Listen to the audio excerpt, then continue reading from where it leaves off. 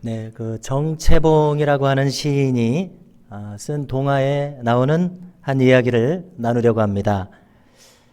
그 동화를 보면은 이제 밤하늘에 별들이 반짝입니다. 그런데 그 별이 반짝이는 이유가 있다고 말합니다. 저 멀리서 지구를 사랑하고 있기 때문에 반짝인다고 말합니다.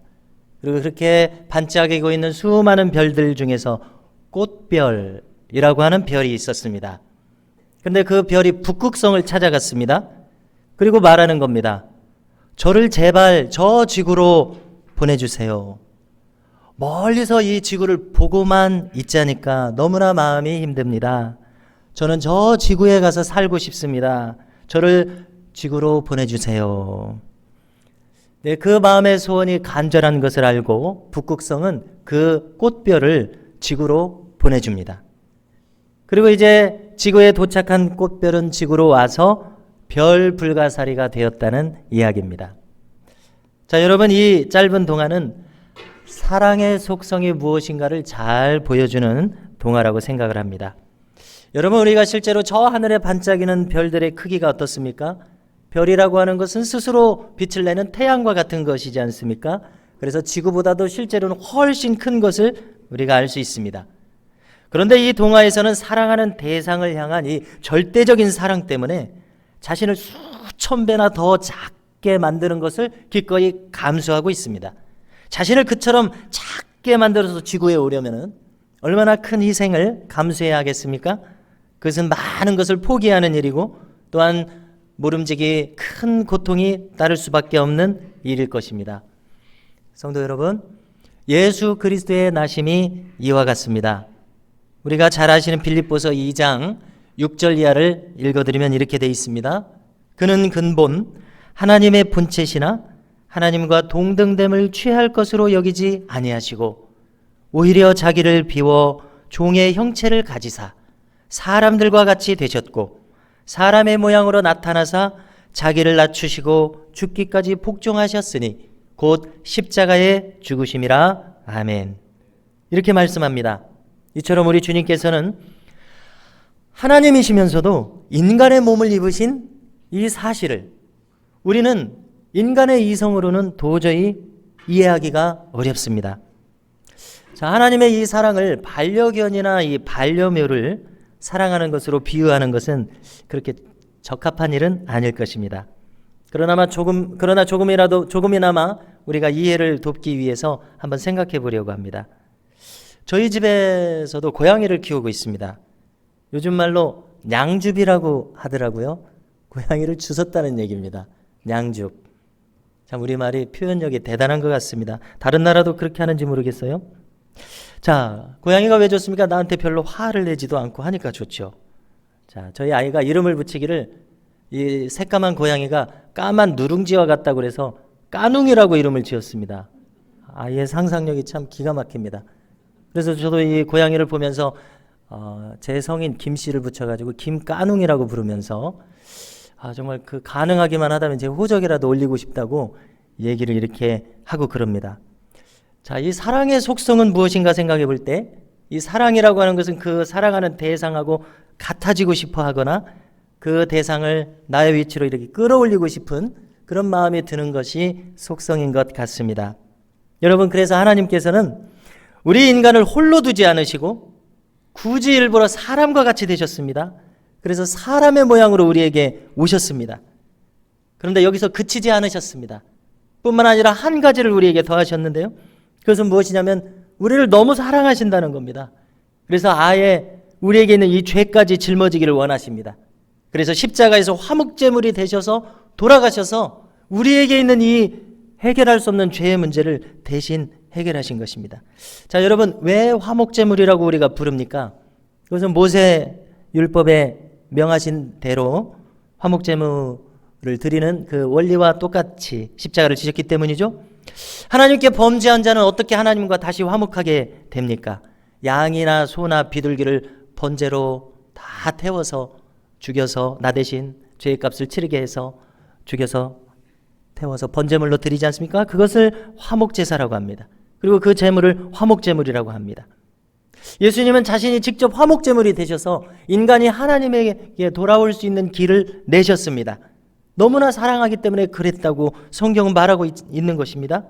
사랑하는 자를 위해서 자기 자신의 생명까지 내어줄 정도의 사랑이셨습니다. 우리가 다 이해할 수 없고 다 상상할 수 없는 정도의 사랑입니다. 그 사랑을 받는 우리의 입장에서는 마치 기적과도 같이 느껴지는 사랑입니다.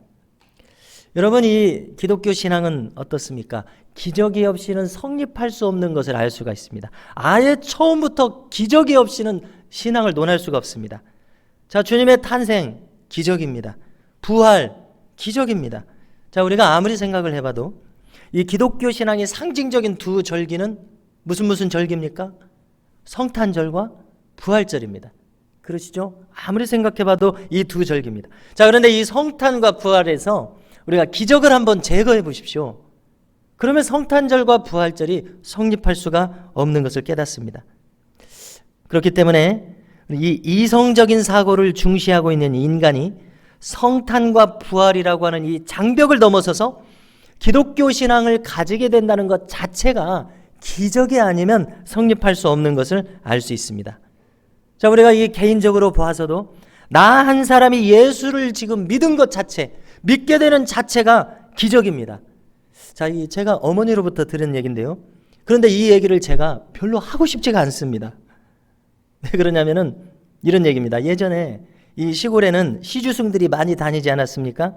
그런데 그들은 이렇게 집에 와서 시주를 받을 뿐만이 아니라 어떤 중은 손금도 이렇게 봐주고 또 이런저런 얘기도 합니다. 자, 이 어머니 말씀에 어떤 젊은 중이 왔는데 이렇게 저렇게 하다가 한마디 꺼낸 것이 이런 얘기입니다. 이 집은 예수님을 믿어야 살겠구만요. 이렇게 얘기를 했다는 것입니다. 그리고 갔습니다. 그래서 저희 어머니께서 동네 교회에 나가셨습니다. 참 이 믿지 못할 이야기이고 참 웃지 못할 이야기라는 생각이 듭니다. 대략 어머니 나이 26살 때입니다. 제가 듣고 싶지 않은 얘기고 믿고 싶지 않은 얘기입니다. 들추고 싶지 않은 얘기입니다. 자, 그러나 부인할 수 없는 사실입니다. 목사의 체면에 하고 싶지 않은 얘기지만 그러나 지울 수 없는 사실입니다. 자, 이거 무엇입니까? 말도 안 되는 일이 일어나서 예수님을 믿게 된다는 것입니다. 기적입니다. 기적이 아니고서는 기독교 신앙이 성립할 수 없고 설명할 수 없습니다. 자, 오늘 성경에서 우리가 아주 특별하게 우리 눈에 띄는 내용은 무엇입니까? 그것은 바로 예수님이 동정녀에게서 탄생했다는 내용입니다. 자, 동정녀 탄생이 무엇입니까? 처녀가 잉태해서 아이를 낳았습니다. 그런데 그 아이가 예수님입니다. 그리고 성경은 성령에 의해서 잉태되었다고 말합니다. 이것이 동정녀 탄생입니다. 자, 인간이라고 하는 것은 얼마나 이렇게 저렇게 설명하기 좋아하는지 모릅니다. 자, 어떤 사람은 뭐라고 설명하냐면 그 예수님은 당시 이 식민 지배를 하던 로마 군병에 의해서 낳아진 아들일 것이다. 이렇게 설명합니다. 자, 심지어 신학자들이 이렇게 설명을 합니다. 자, 신학을 하다가 어떤 사람들은 이렇게 크게 잘못되는 경우가 있어요. 신앙을 잃어버리는 경우가 있습니다. 자, 그것은 기도하면서 성경에 의지하지 않았기 때문이라는 생각을 합니다. 자, 이렇게 말하는 신학자가 있다면은 성경을 읽어보지 않은 사람이다. 이렇게 말하고 싶습니다. 아니면 성경을 부정하고 싶은 사람이다. 이렇게 말하고 싶습니다. 자, 오늘 성경을 나중에라도 찬찬히 한번 읽어보십시오. 분명히 성령에 의해서 잉태된 동정녀 탄생을 말하고 있습니다. 구절구절 한번 확인해 보십시오. 동정녀 탄생. 자, 신앙인은 이 동정녀 탄생을 믿음으로써 의심 없이 받아들입니다. 그렇지만 세상 사람들은 어떻게 합니까? 특별히 오늘날의 시대는 첨단 과학 시대를 살아가고 있습니다. 이 현대인들의 이성으로서는 도저히 이 동정녀 탄생, 성령으로 잉태되었다는 이 성경의 기록을 믿을 수가 없습니다. 남성과 여성이 결합해야 인간의 생명이 잉태되는 것은 첨단 과학까지 가기도 전에 이미 우리에게 상식입니다. 자, 그런데 한 처녀가 성령에 의해서 잉태되었다는 이 성경의 기록을 어떻게 평범한 인간이 쉽게 받아들일 수가 있겠습니까? 도저히 불가능합니다. 초자연적인 일입니다. 자연적인 일을 넘어서는 이 일, 자연의 이치를 거스르는 일입니다. 자, 그런데 이 신앙이라고 하는 것은 무엇입니까? 신앙은 발상의 전환을 가능하게 만드는 일이라는 생각을 합니다. 상식을 뛰어넘게 만드는 것이 신앙이라고 생각합니다. 어떻습니까? 하나님이시라면 이 일이 가능하셔야 되지 않을까요? 신의 한 가지 중요한 속성은 무엇입니까? 그는 전지전능하다는 겁니다. 그렇지 않으면 신이 아니시죠. 불완전한 존재가 신일 수가 없는 것입니다. 자, 그렇기 때문에 이 동정녀 탄생이라고 하는 것은 만약에 어떤 사람이 신의 존재를 인정한다면 결코 불가능한 일이 아니게 됩니다. 오히려 이 동정녀 탄생을 일으킬 수가 없다면 그 신은 신으로서의 존재를 의심받아야 하지 않겠습니까? 동정녀 탄생이 불가능한 신은 이미 신이 아니라는 것을 우리가 생각해 보게 됩니다. 여러분, 이 인간이라고 하는 것은 겨우 이 이성의 영역에 의해서 설명되거나 좌우될 수 없다는 사실을 우리가 인식해야 된다고 생각합니다. 자, 제가 아주 인상 깊게 기억하는 것이 한 가지가 있는데요. 그것은 이 양자 물리학이라고 하는 학문에서 빛이 어떻게 생겨나는가 하는 것을 설명하는 대목입니다. 제가 20대 초중반에 노벨상은 어떤 사람들이 받나 궁금해하면서 연말이면 이 신문을 좀 주의 깊게 봤습니다. 자, 그런데 한 해는 양자 물리학에서 노벨상을 받았다고 합니다. 그리고 그 내용을 설명해 놨어요. 어떤 설명이냐면 빛이 어떻게 생기느냐를 밝혔다는 겁니다. 자, 그 내용은 이것입니다.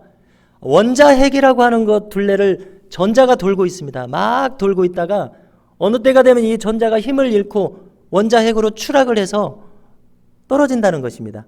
그러면 지금까지 지탱하고 있던 힘이 밖으로 이렇게 방출이 되는데 그것이 빛이라고 설명하는 것입니다.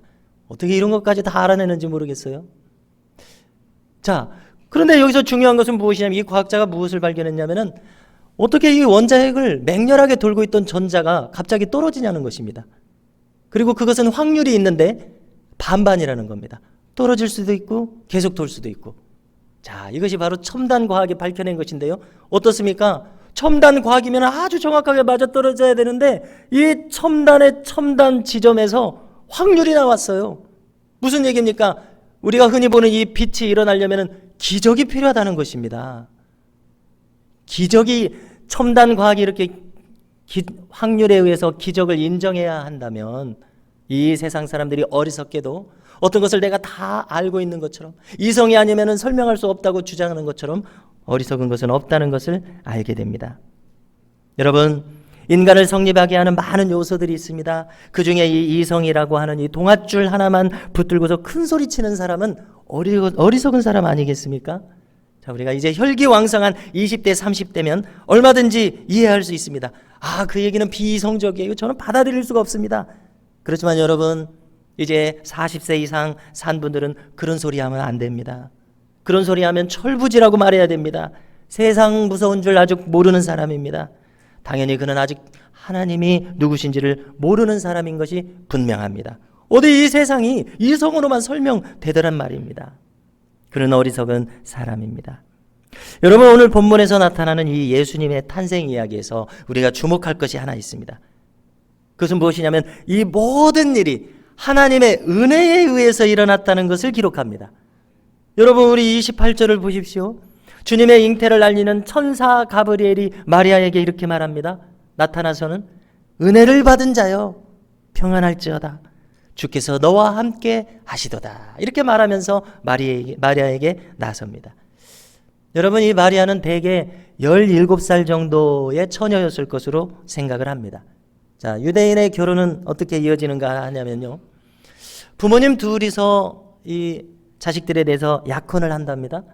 그러면 이제 어느 정도 장성하면 이 처녀 총각이 서로의 뜻이 그래도 맞으면 정혼을 하게 된다고 합니다. 그 다음에 이제 날을 받아서 혼인에 이르게 돼서 결혼이 성립하게 된다고 합니다.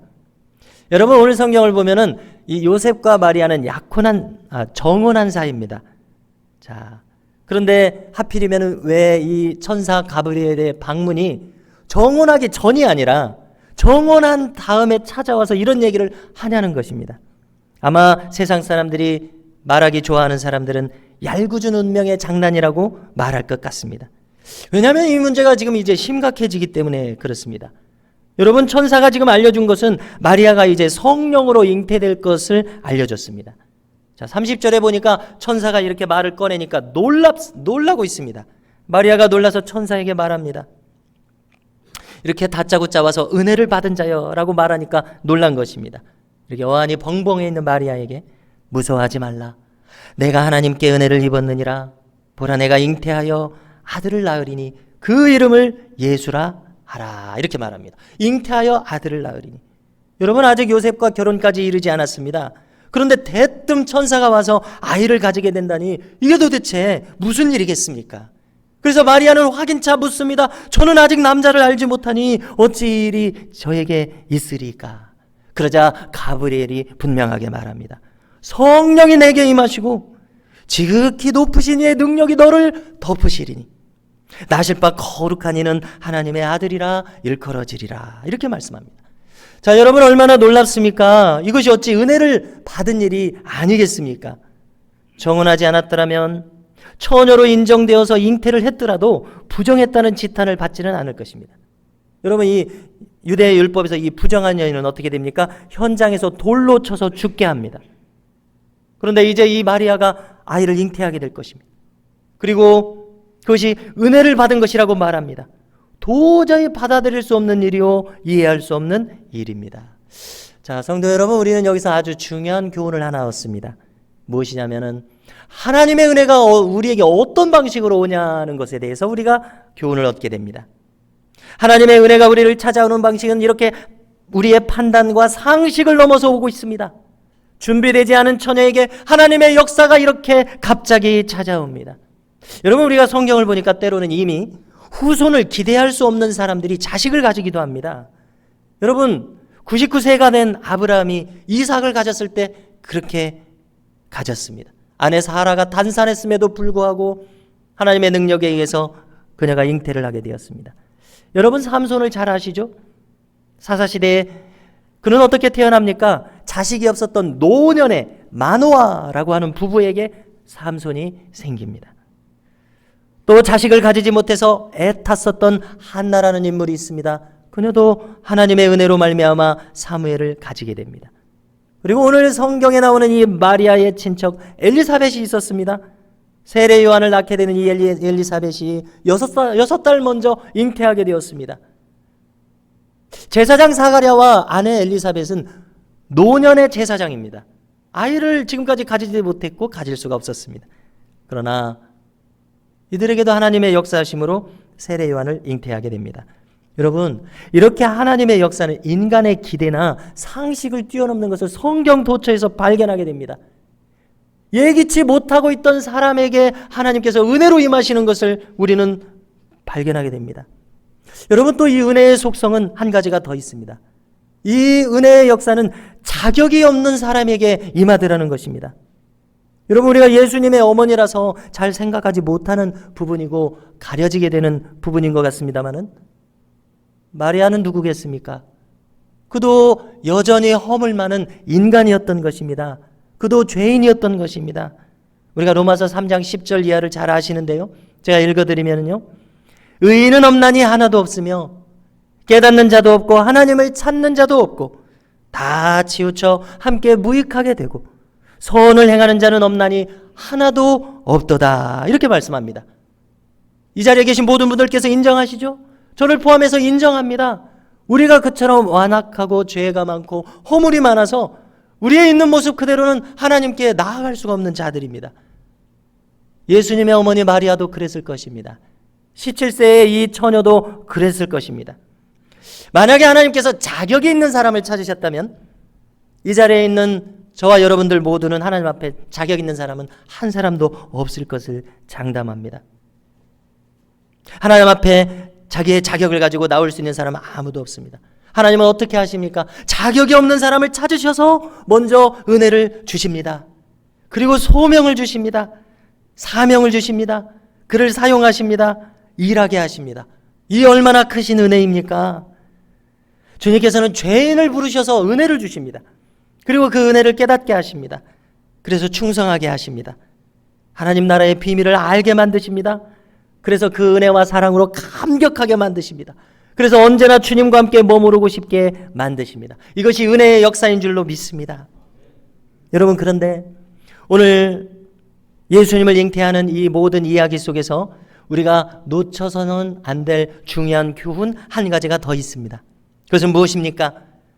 마리아를 통해서 장차 이루어질 모든 이 구원 역사, 이것이 어떻게 해서 성립하냐는 것입니다. 그것은 바로 마리아가 응답하고 있는 데 있습니다. 마리아가 이 천사의 부르심, 하나님의 부르심에 대해서 응답하지 않았다면, 그가 헌신하고 그가 자기를 희생하지 않았다면 이 모든 일들은 일어나지 않는다는 사실입니다. 하나님의 역사가 일어나기 위해서는 하나님의 부르심을 받고 있는 사람들이 그것에 대해서 응답함을 통해서 일어난다는 사실입니다. 그러므로 오늘 이 말씀을 통해서 저와 여러분들께서 하나님의 부르심을 우리가 알게 될 때에 거기에 응답할 수 있는 은혜가 있기를 주님의 이름으로 축복합니다. 오늘 말씀에서 가장 놀라운 부분은 어디라고 생각하십니까? 저는 이 38절에서 마리아가 대답하는 장면이 참으로 놀랍다고 생각합니다. 이 모든 이야기, 천사 가브리엘의 설명을 듣고서 마리아가 어떻게 대답합니까? 이렇게 대답합니다. 주의 여종이오니 말씀대로 내게 이루어지이다. 이렇게 대답합니다. 여러분, 여기서 우리는 무엇을 알게 됩니까? 마리아는 이 모든 일, 지금 가브리엘로부터 들은 이 모든 일을 전적으로 수용하고 있는 것을 우리가 확인하게 됩니다. 정말 그야말로 전적인 헌신을 하고 있습니다. 다시 말해서 자기의 전체를 하나님께 그냥 맡겨버리고 있습니다. 여러분, 생각하려면 따질 것이 얼마나 많겠습니까? 지금 너무나도 복잡한 상황에 마리아가 지금 놓여지게 되어 있습니다. 자신은 이제 정혼하기 전이 아니라 이미 정혼한 처녀입니다. 이 일이 요셉에게 알려지면 요셉은 자기를 어떻게 생각하겠습니까? 만약에 요셉이 당황해서 이 일을 거부하게 된다면, 마리아를 거부하게 된다면 그녀는 이 세상의 심판을 받아야 됩니다. 17살의 나이로. 정혼했음에도 이런 일이 일어났다면 그녀는 이제 부정한 여인으로 낙인이 찍혀서 돌에 맞아 죽어야 하는 상황입니다. 그런데 어떻습니까? 마리아는 더 이상 이 모든 것에 대해서 이제 생각하지 않습니다. 왜냐하면 지금 가브리엘 천사를 통해서 정말 하나님께서 나에게 이 말씀을 하고 계시구나 하는 것을 확신하게 되었기 때문입니다. 그래서 놀랍게도 이 17세의 소녀인 마리아는 하나님을 전적으로 신뢰하면서 나머지 일을 생각하지 않습니다. 놀라운 것은 이것입니다. 이렇게 어린 처녀가 어떻게 하나님을 전적으로 신뢰하는 마음을 평소에 가지게 되었느냐는 것입니다. 이것이 은혜가 아니면 설명할 수 없는 일입니다. 그리고 그것을 알아들을 수 있는 귀를 가지고 있다는 것, 그것을 볼 수 있는 눈을 가지고 있다는 것, 이것이 전부 다 하나님의 은혜입니다. 하나님께서 지금 말씀하신 거로 더 이상 토를 달지 않는 믿음이 그녀에게 일어났습니다. 주의 여종이오니 말씀대로 내게 이루어지이다. 여러분, 오늘 이 마리아의 대답은 우리로 많은 것을 생각하게 만듭니다. 어떻습니까? 우리는 지금까지 따지는 것이 참 많습니다. 그렇다고 그 따지는 이유들이 전부 다 부당한 것도 아닙니다. 다 정당한 것들입니다. 현재 나의 상황에 잘 맞아떨어지는, 내가 분별할 때 나의 상황에 잘 맞아 떨어지는 이유들을 우리는 가지고 있습니다. 여러분, 우리는 우리에게 주어진 상황을 잘 분별해야 됩니다. 그것이 또한 우리의 책임입니다. 그런데 문제는 이것이라고 생각합니다. 우리가 줄곧 거기에 머물러서 더 이상 움직이지 않는다는 것입니다. 우리의 상황을 잘 분별했으면 이제 우리가 믿음으로 반응을 해야 될 텐데 그렇게 하지 않고 거기에 머물러 있습니다. 이것이 우리의 문제라고 생각합니다. 우리는 여기에서 깨어나서 이 마리아를 통해서 우리도 새롭게 교훈을 얻어서 믿음을 발휘하기 시작하는 방법을 배워야 할 줄로 믿습니다. 상황을 따지는 데에서만 머물지 말고 하나님의 음성을 포착하게 되면 그 음성에 반응할 수 있는 우리 되어야겠습니다. 오늘 우리는 이 마리아의 전적으로 자신을 드리는 헌신을 통해서 주는 교훈을 결코 그저 흘려보내지 않기를 바랍니다. 자, 우리에게 필요한 것은 무엇입니까?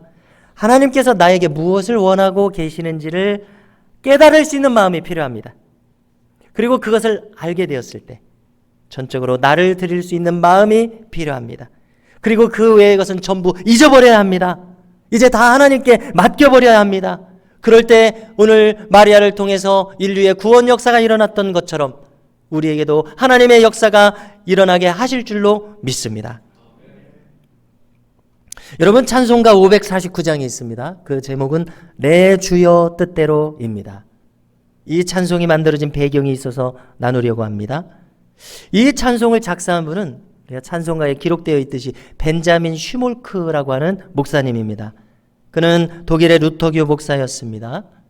당시에 이 1600년대 전반기에는 30년 전쟁이라고 하는 것이 있었습니다.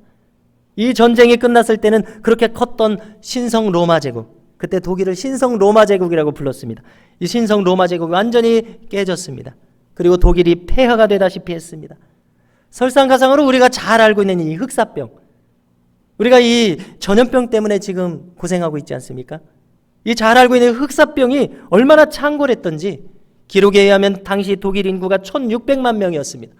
그런데 600만 명으로 줄어드는 엄청난 재난을 겪고 있었습니다. 30년 전쟁이라고 하는 것은 종교 전쟁이었습니다. 신성 로마 제국의 황제가 가톨릭 황제였기 때문에 그렇습니다. 이 전쟁의 결과로 가톨릭이 우세하게 됩니다. 그들은 개신교를 탄압합니다. 오늘 찬송이 작시된 것은 1704년입니다. 1704년 어느 날 이 슈몰크 목사님이 부인과 함께 병든 신자를 신방하고 돌아왔습니다. 자, 그런데 교회가 불타 있습니다. 사택도 다 불에 타버렸습니다. 무엇보다도 사랑하는 아들과 딸이 서로를 끌어안고 불에 탄 채 죽어 있었습니다. 슈몰크 목사님은 절규했습니다. 울부짖었습니다. 이 딸과 아들을 보고 너무나 가슴이 아파서 기가 막혀서 아무 말도 나오지 않았습니다. 그는 몸부림치며 기도할 수밖에 없었습니다. 절규하면서 하나님 앞에 기도를 드립니다. 마침내 드렸던 기도가 오늘 이 찬송가의 가사로 알려져 있습니다. 이 찬송가의 가사를 읽어드립니다. 내 주여 뜻대로 행하시옵소서. 큰 근심 중에도 낙심케 마소서. 주님도 때로는 울기도 하셨네. 날 주관하셔서 뜻대로 하소서. 내 주여 뜻대로 행하시옵소서. 내 모든 일들을 다 주께 맡기고 저 천성을 향하여 고요히 가리니 살든지 죽든지 뜻대로 하소서. 이 가사입니다. 여러분, 때로 우리의 인생에 우리가 예상치 못했던 일이 닥칩니다. 감당할 수 없는 환난과 고난이 다가오기도 합니다. 이렇게 이해할 수 없는 일이 다가올 때, 그때가 바로 우리의 믿음의 눈이 떠져야 할 때입니다. 하나님을 바라봐야 할 때입니다. 그때 우리의 믿음의 고백이 작동해야 할 때입니다. 슈몰크 목사님처럼 말입니다. 내 주여 뜻대로 행하시옵소서. 살든지 죽든지 뜻대로 하소서. 오늘 마리아처럼 말입니다. 주의 여종이 오니 말씀대로 이루어지이다. 우리에게도 이와 같은 마음을 하나님의 은혜로 주실 수 있기를 주님의 이름으로 소망합니다.